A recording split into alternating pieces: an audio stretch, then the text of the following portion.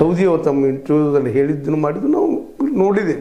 ಅಂದ್ರೆ ನಾನು ಮಾಡ್ಕೊಂಬಂದಿದ್ದು ಕೇಂದ್ರ ಈಗಾಗಲೇ 2000 ಆಗಬೇಕಾಗಿತ್ತು ಅಂತ ಏನೋ ಹೇಳಿ ಕೊಟ್ಟರು ಅವರು. ಅದ್ರ ಜೊತೆಗೆ ನಮ್ಮ ಜೊಲ್ಲೆಯವರು ನಾನು ಮಾಡ್ಕೊಂಬಂದಿದ್ದು ನಂದು ಅದ ಹಸ್ತಕ್ಷೇಪ ಒಂದರಲ್ಲೇ ಕೇಂದ್ರೀಯ ವಿದ್ಯಾಲಯ ಆಗುವುದರಲ್ಲೇ ಅನ್ನುವಂಥ ಮಾತಾಡಿದರು. ಈಗ ನಮ್ಮ ಸತೀಶ್ ಜಾರಕಿಹೊಳಿ ಅವ್ರ ಮಗಳು ಪ್ರಿಯಾಂಕಾ ಜಾರಕಿಹೊಳಿ ಅವರು ಈಗ ಬಂದಿಲ್ಲ, ಇದು ಜಾಗ ನೋಡ್ಲಿಕ್ಕೆ ಪರಿಶೀಲನೆ ಮಾಡಲಿಕ್ಕೆ ಇದು ನಮ್ಮಿಂದ ಆಯ್ತು ಅನ್ನೋಂಗೆ ಏನೋ ಪೋಸ್ ಕೊಡೋದು. ಅದಕ್ಕಿಂತ ಮುಖ್ಯವಾಗಿ ಇನ್ನು ಮುಂದಿನ ಡೆವಲಪ್ಮೆಂಟು ಇದ್ದಾವೆ, ಅದು ಮಾತು ಬೇರೆ.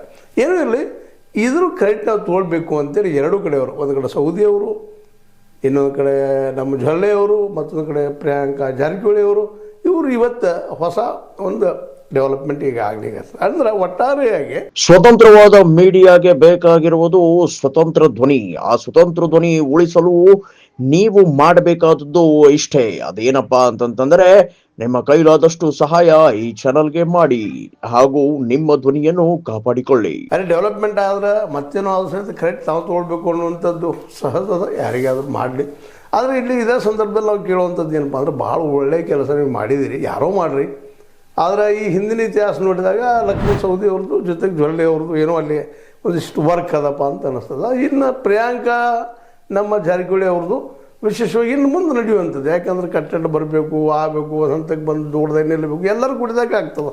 ಯಾಕಪ್ಪ ಅಂದ್ರೆ ಇದು ಯಾವುದೂ ಯಾರ ಮನೆಯ ಆಸ್ತಿ ಅಂತ ಅಲ್ಲ ಕೇಂದ್ರೀಯ ವಿದ್ಯಾಲಯ.